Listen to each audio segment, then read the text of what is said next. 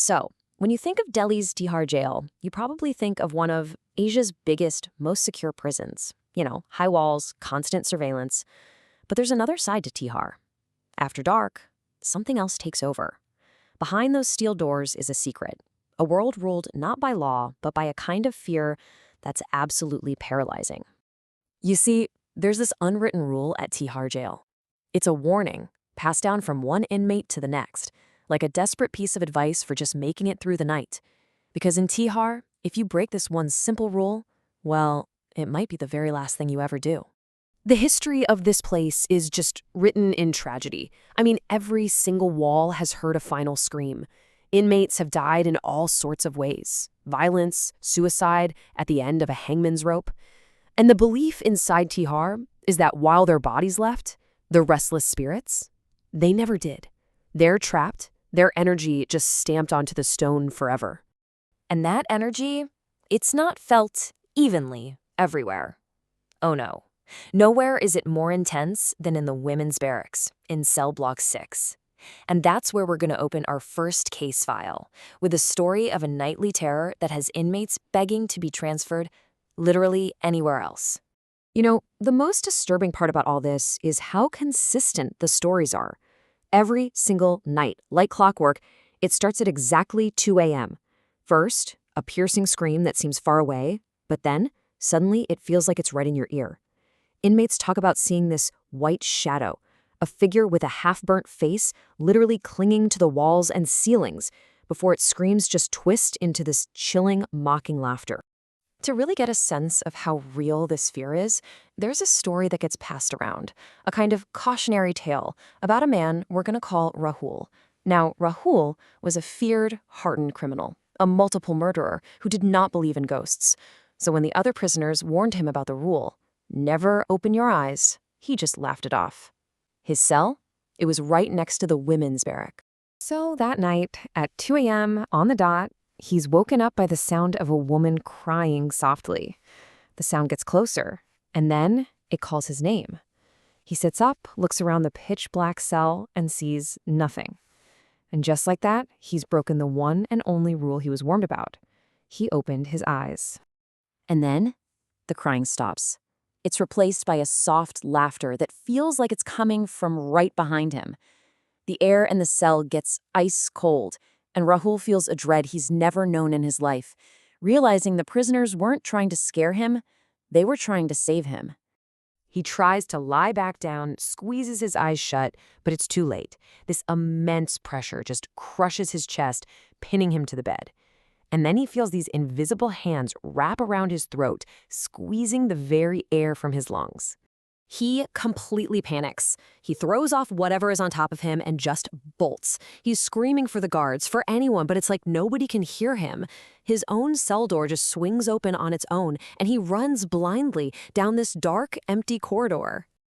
And as he's running for his life, that terrifying laughter is right there with him, echoing in his ears, getting louder and closer with every single step. He finally bursts into the communal washroom, absolutely desperate to get away. He splashes water on his face, trying to catch his breath, and he looks up into the mirror. But it wasn't just his own reflection staring back. Perched on his shoulders was a dark female shadow with a half-burnt face and glowing eyes, laughing directly at him. According to the legend, that was the last thing he ever saw. Now, while this specific story is a kind of composite of many different inmate reports, it really captures the very real terror that people have experienced when they spend the night next to cell block 6. But this aggressive, violent kind of energy isn't the only thing felt within Tihar's walls. If you go over to cell block 3, the old execution block, the haunting is different. It's not one angry spirit. It's the collective sorrow of all the souls who met their end right there on the gallows. What's happening here is completely different. In Block 6, you have a single aggressive entity. But in Block 3, it's more of a sad, atmospheric haunting that mostly affects the guards and the staff. It feels like the lingering energy of everyone who was executed there. The reports from this area are just incredibly eerie. Guards on patrol feel sudden cold spots and hear whispers right in their ear. Sanitation workers cleaning at night hear disembodied crying that turns into laughter. But maybe the most terrifying thing, both guards and inmates have reported seeing these quick, fleeting visions of bodies hanging from the rafters. Now, for years, these hauntings were mostly contained to these specific cell blocks. But in 2020, something happened that seemed to just shatter those boundaries and unleash a wave of fear across the entire prison. So picture this. It's March 2020, and the 4 men convicted in the Nurbia case were executed at the same time. It was a huge historic moment. And in the days that followed, reports of paranormal activity just exploded. It wasn't just Block 3 or Block 6 anymore. Inmates all over the prison were reporting sleepless nights and terrifying visions.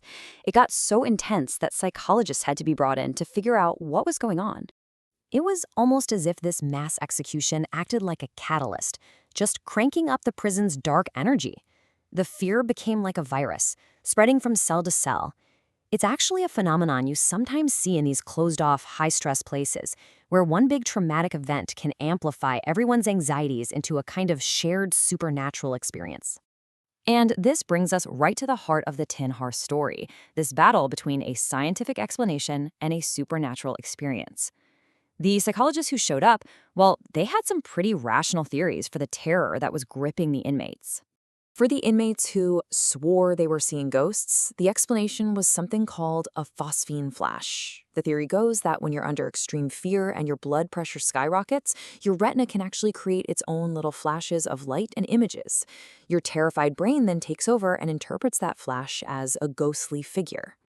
And what about that terrifying feeling of being held down or suffocated? That was chalked up to sleep paralysis.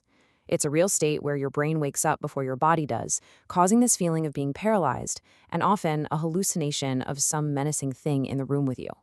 But the inmates, they had a really powerful counterargument, and it's a question that science really struggles to answer. They basically asked, okay, if this is all in our heads, if it's just a personal delusion, then why is it a shared experience? How can hundreds of us hear the exact same scream at the exact same time? How do we all describe the exact same shadow clinging to the ceiling? And that is the question that's still hanging in the air. Is Tihar Jail a place of mass hysteria where fear and suggestion create phantoms in the mind? Or is it truly a home to the tormented souls of its past, whose stories aren't quite over yet? The answer, it seems, really depends on whether you're willing to open your eyes in the dark.